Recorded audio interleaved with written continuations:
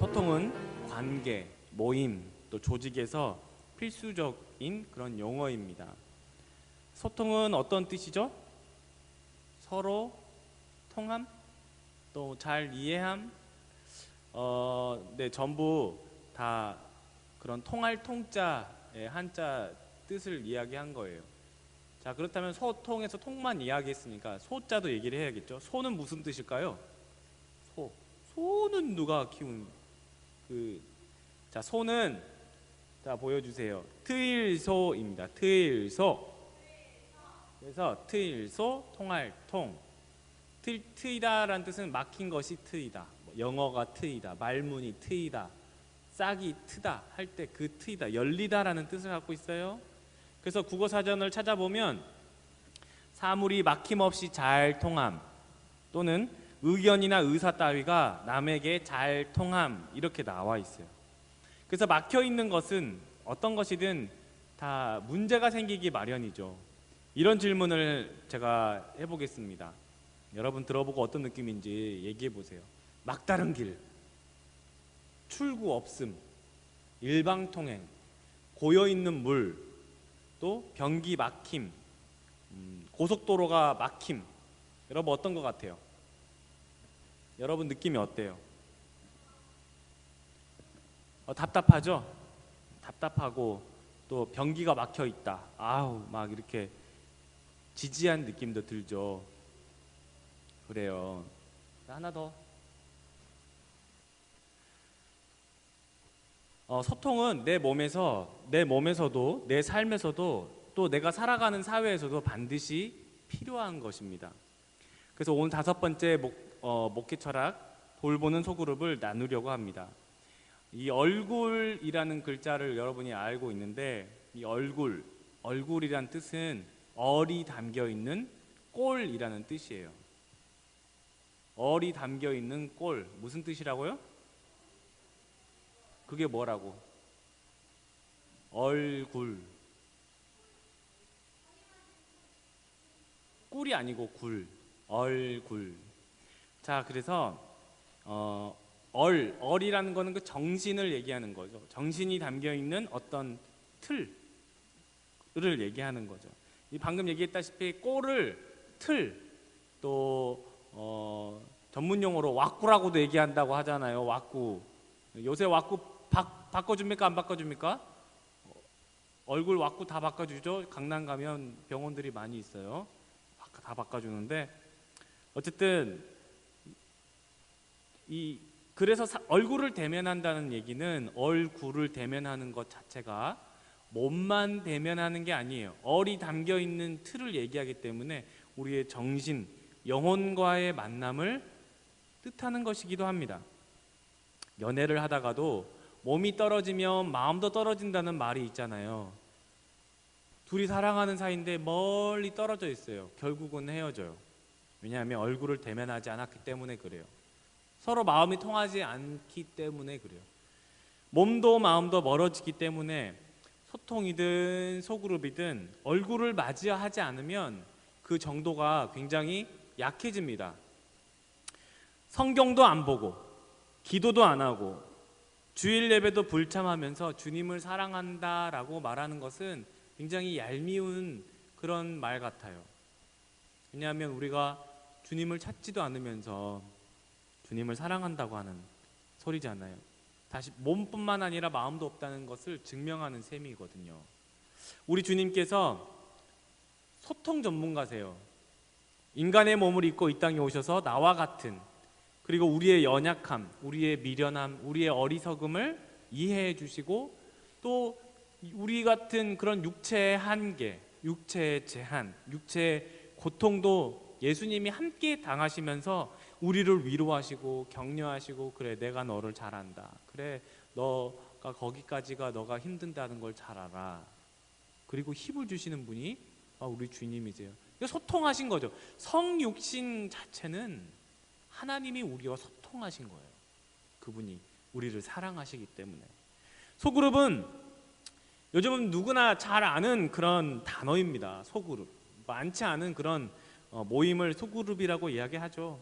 소그룹이라고 하면은 서로 얘기를 더 더 잘 나눌 수 있는 그런 등등의 여러 가지 장점을 이야기하는데, 제가 또 이렇게 부족하지만 소그룹 목회학을 또 전공했지 않았습니까? 또 논문도 쓰고 그렇죠. 여러 성경적인 원리가 있지만 중요한 것 하나만 이야기하자면 예수님이 하셨기 때문에 하는 거예요. 소그룹은 누가 하셨기 때문에? 예수님이 하셨기 때문에. 자, 많은 장점을 차치하고라도 이 일을 예수님이 하셨기 때문에 그래요. 이 일 자체를 예수님께서. 그래서 소그룹의 원조가 바로 예수님이에요. 예수님이 몇 명의 제자를 데리고 다니셨죠? 12명.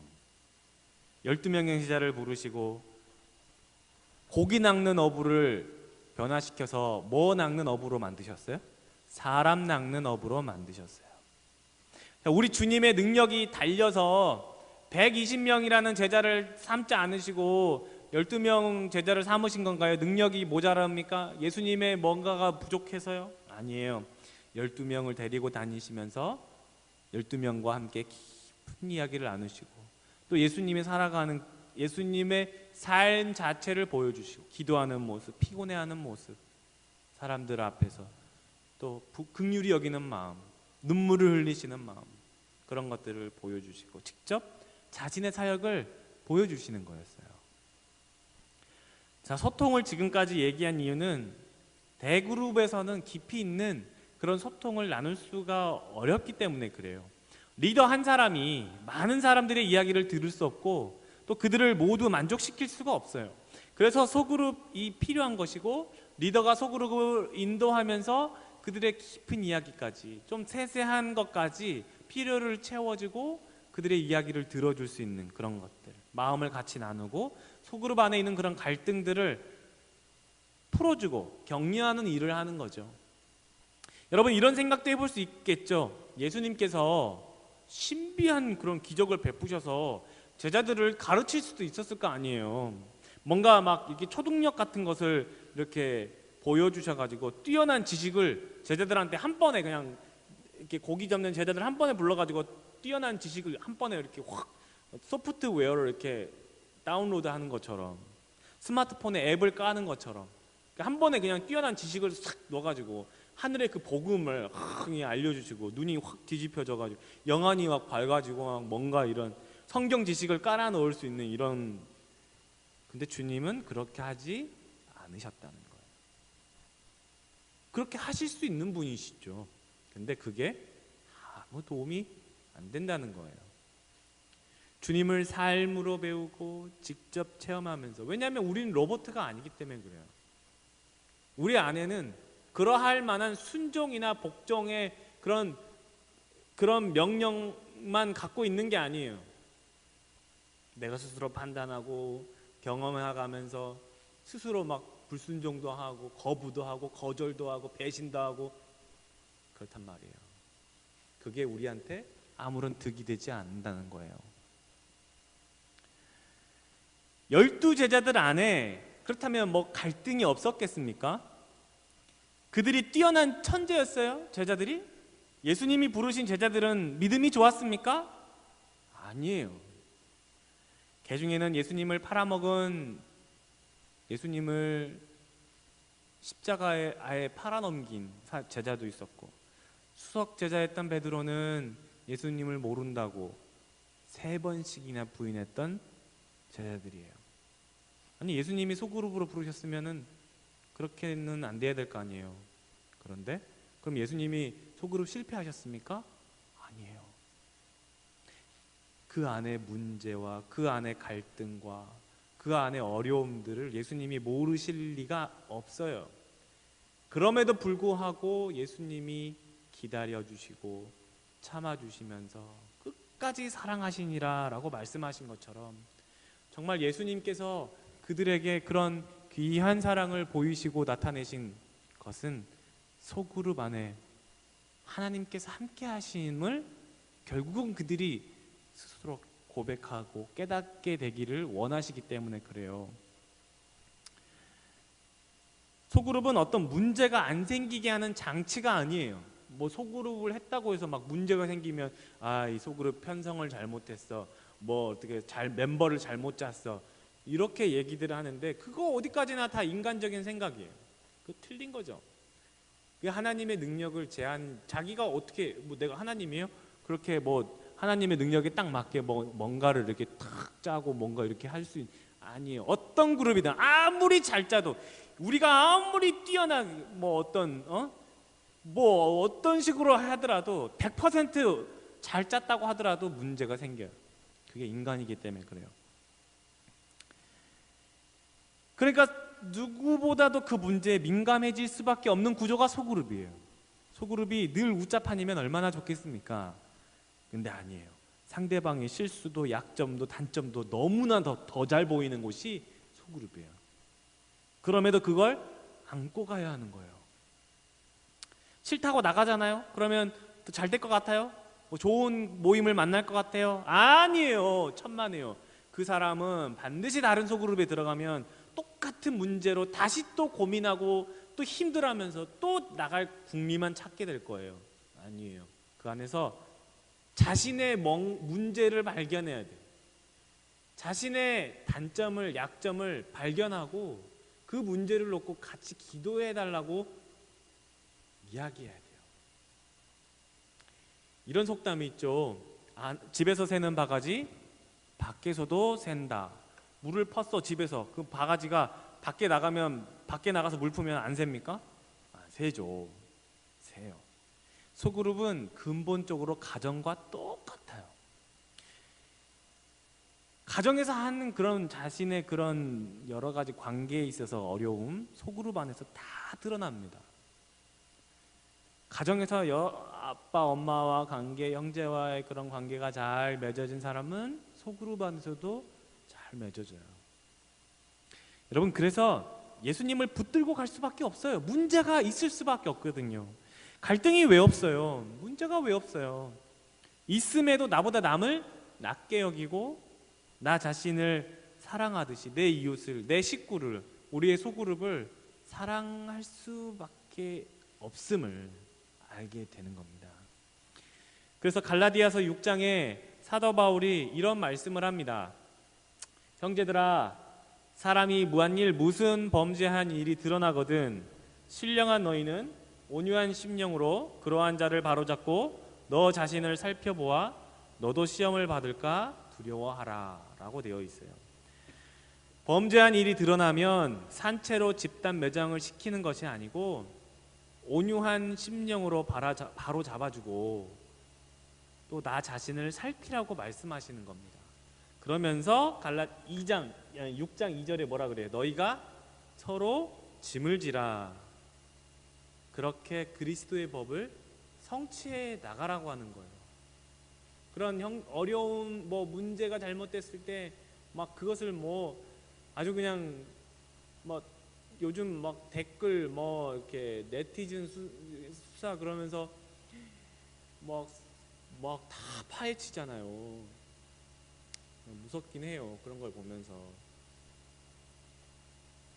근데 그리스도 안에 있는 형제들을 온유한 심령으로 그들을 붙잡고 정말 그들을 바로잡고 나 자신도 살펴보라는 거예요. 나 자신도.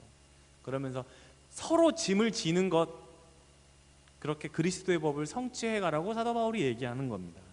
그러니까 예나 지금이나 동서고금을 막론하고 문제없는 교회, 문제없는 소그룹 없어요. 다 있습니다. 그런 가운데 사도 바울이 서로 짐을 지라고 하는 이유는 그것이 그리스도의 몸이기 때문에 그래요.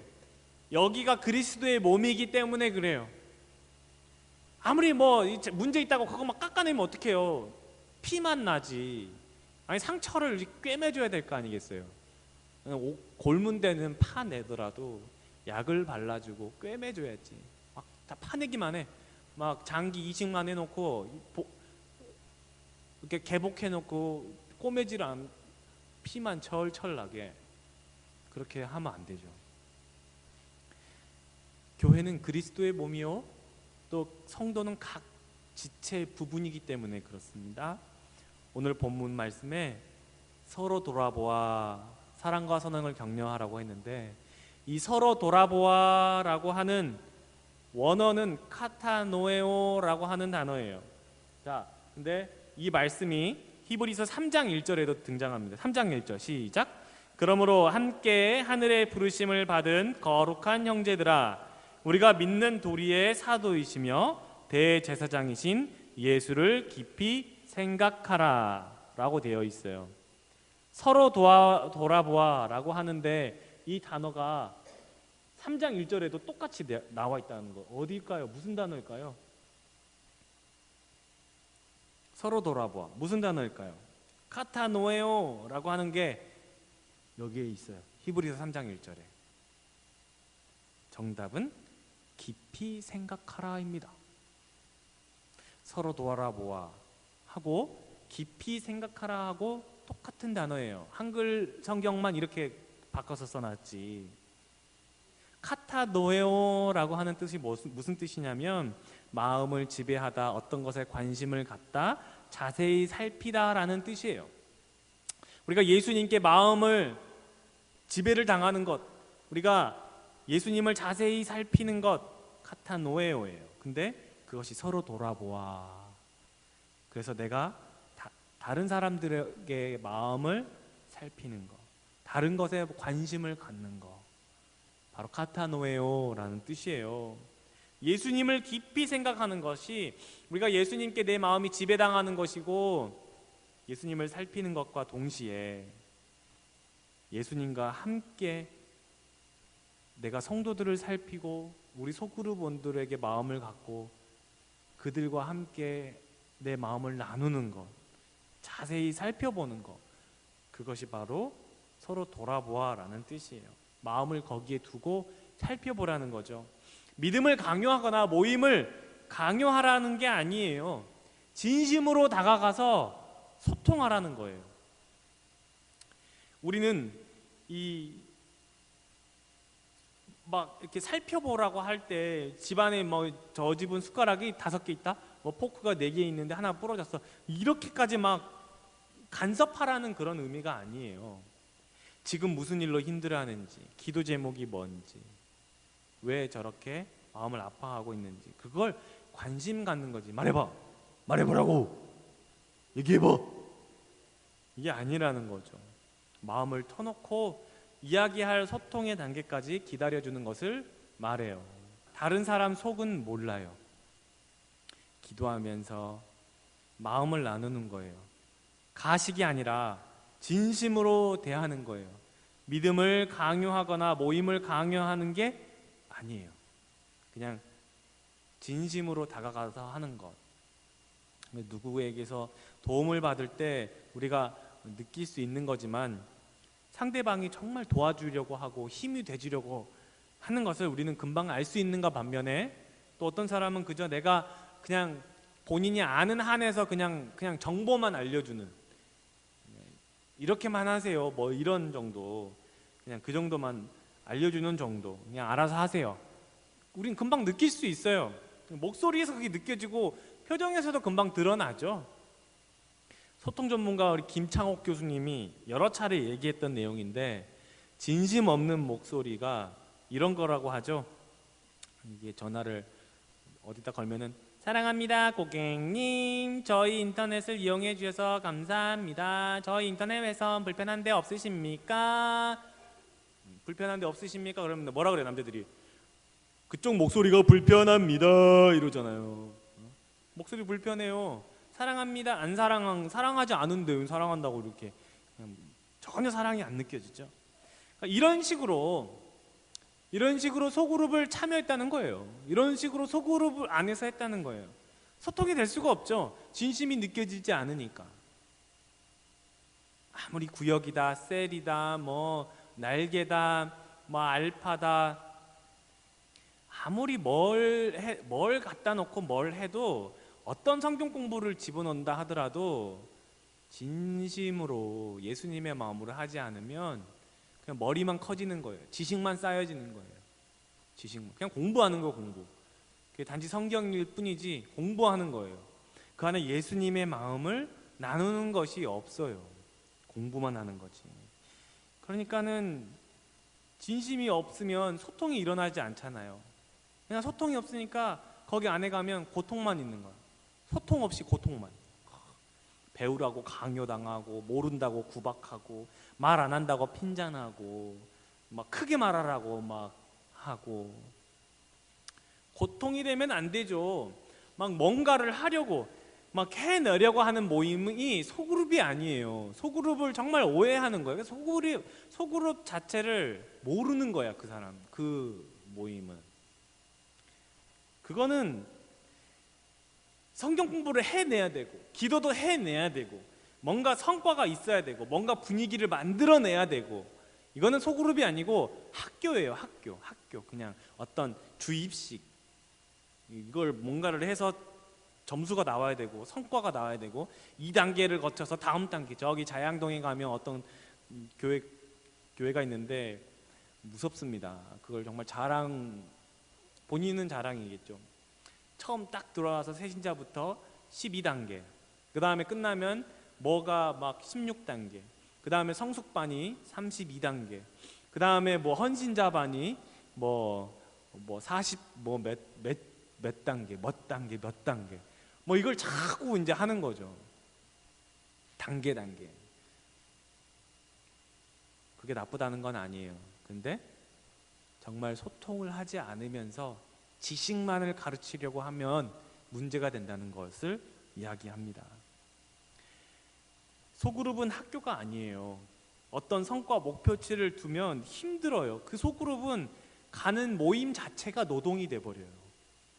그러니까 셀이 원래 셀 자체가 그런 방식이에요. 뭐 구역 이름을 셀로 바꿔서 뭐 어떤 모임을 갖는 그런 것을 얘기하는 게 아니라, 셀이라고 하는 그 원리 의미가, 셀이라고 하는 그 운영 방식이 뭐냐면, 셀은 번식을 목적으로 합니다. 그래서 무슨 셀, 왜 지금 셀이 이렇게 폭발적으로 한 뭐 5년 전, 10년 전만 해도 셀이 폭발적으로 이렇게 일어났었는데, 그 전에도 그랬지만, 셀을 왜 그러냐면 이게 성도들이 자꾸 모이거든. 번식을 하는 거거든요. 번식의 목적을 두고 한 게 셀이에요. 근데 번식을 하지 않잖아요.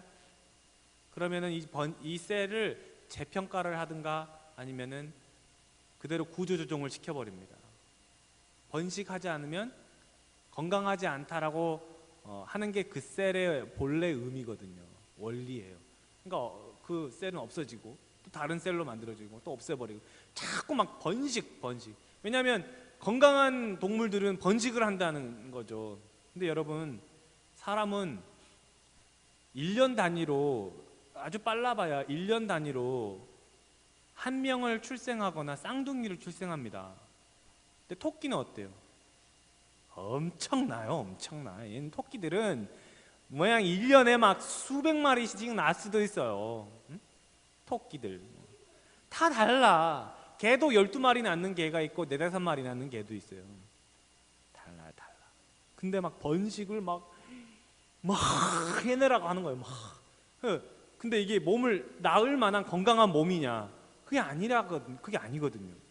근데 막 낳으라 그래. 막 번식만 하라 그래. 어떻게 되겠어요? 죽어요. 죽는 거야. 그 자체가 이제 아파. 어떻게 애만 계속 낳을 수 있어요? 건강한 소그룹이 아니에요. 사랑과 선행을 격려하라고 말씀하는데, 여기서 격려하라는 뜻은 부드러운 의미가 아니라 선동하다, 뭐 있던 뭐 이런 식으로 선동하다라는 아주 강한 의미를 갖고 있는 단어를 쓰고 있어요. 우리 성경에는 사랑과 선행을 격려하고 뭐 이렇게 와 나이스 샷 이렇게 하는 그 정도의 수준이 아니고 이렇게 강하게 하라는 거예요. 그 일들을 장려하고 자극을 주라는 뜻이에요. 근데 장려하고 자극을 주는 것은 시켜서 되지 않아요. 거기에 같은 마음이 있고, 나도 이런 부당함을 당했다. 그렇기 때문에 노사들이 모여가지고 뭐 이렇게 하는 거지. 그런 거 없으면 누가 하겠습니까? 촛불 집회 같은 마음이 있으니까 가는 거지. 아닌 사람이 왜 거기 가겠어요? 하는 거지. 그거예요. 사랑과 선행을 그렇게 하라는 거예요. 뭐 누가 하란다고 합니까? 내가 마음이 있어야 되고, 그 사람이 마음 있는 사람이 먼저 하는 거예요. 보여주는 거죠. 예수님이 발을 씻겨주신 것처럼, 예수님이 용서해 주신 것처럼, 예수님이 나를 기다려 주신 것처럼, 그리고 내 수준을 이해해 주신 것처럼 젖으로 먹이든 밥으로 먹이든 수준에 맞게, 모든 것이 가나 모든 것이 유익한 것이 아니요 모든 것이 가나 모든 것이 덕이 아닌 것처럼 말이에요. 노숙인한테 저기 노숙인 있으니까 이불짜리 동전이 주면 좋겠어요. 근데 자기가 주지 않고 누구 시키는 거예요. 저기 지갑에서 이불짜리 꺼내가지고 저 노숙인한테 이불 주십시오. 그게 잘하는 것입니다. 그 사람도 알아요. 근데 응? 알지. 근데 그 일 자체는 착한 일은 맞지만 이불을 준 사람은 기분이 나쁠 수도 있고, 아직 그 사람은 주고 싶은 마음이 아직 없을 수도 있고, 그것을 깨닫거나 아까울 수도 있단 말이에요. 근데 뭐 주란다고 그걸 주는 것 자체는 착한 일이지만 이 사람한테는 그 일이 아직 어려울 수 있다는 얘기예요. 그 사람이 이해가 되고 깨닫게 되고 이걸 줘야 된다는 마음이 드는 거. 아, 내가 같이 있는 저분이 저걸 준다. 와, 참 보기 좋구나. 아, 저것도 하나의 헌금으로, 연보로 저렇게 연보의 의미로 저렇게 주는구나. 나도 해야겠다. 근데 그런 걸 하지 않은, 사랑과 선행을 잘 안 해요. 많은 사람들이. 왜냐하면 거기에는 희생이 있어야 되고 손해가 있어야 되는 거거든요. 그러니까는 누군가가 앞에서 직접 몸소 보여야 되는 거예요. 그 일에 대해서 본을 보이는 거. 어떻게 사랑하고 어떻게 선행해야 하는지 내가 먼저 하는 거예요. 보여주는 거예요. 예수님이 하신 것처럼. 예수님만큼은 아니겠지만 그것이 예수를 깊이 생각하는 것, 그것이 서로 돌아보는 모습이에요. 예수님이 말씀하시는 말씀, 그게 바로 서로 돌아보는 것. 자, 모이기를 패하는 어떤 사람들의 습관과 같이 하지 말고 오직 권하여 그날이 옴을 볼수록 더욱 그리하자.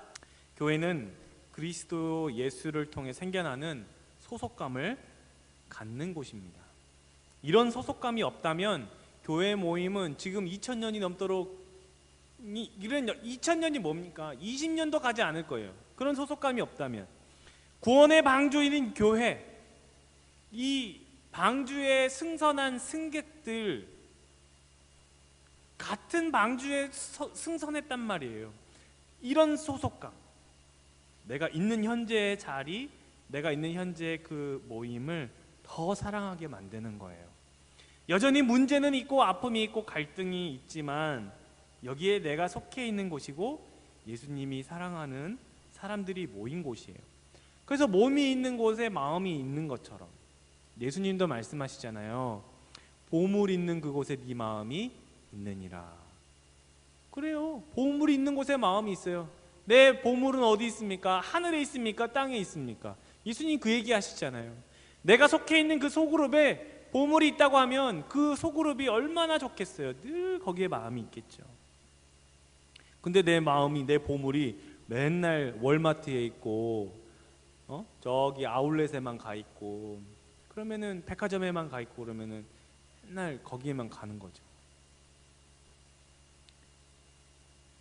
누군가를 돌보는 것은 그리스도인의 마땅한 선행이며 사랑입니다. 내가 속해 있는 소그룹의 누군가를 우리가 보물처럼 진심을 다해서, 마음을 다해서 관심을 갖는 것, 기다려주는 것, 무엇인가를 해내지 않아도, 무엇인가를 성과가 보이지 않아도 이 모임이 너무나 기다려지고 말 한마디 하지 않아도 정말 있는 그 모임 자체가 편한 소그룹, 강한 척 살아왔는데 예수님의 위로가 있어서 나의 약함을 고백할 수 있는 그런 소그룹. 우리 주님 오시는 그날이 날마다 가까워 오고 있습니다. 귀한 소그룹, 보물 있는 그 소그룹, 이런 모임을 우리가 사모하고 또 서로 기도하며 돌보면서 우리 주님이 기뻐하는 그런 에베네셀 교회, 그런 그리스도의 몸이 되기를 예수 이름으로 축원합니다. 기도하겠습니다.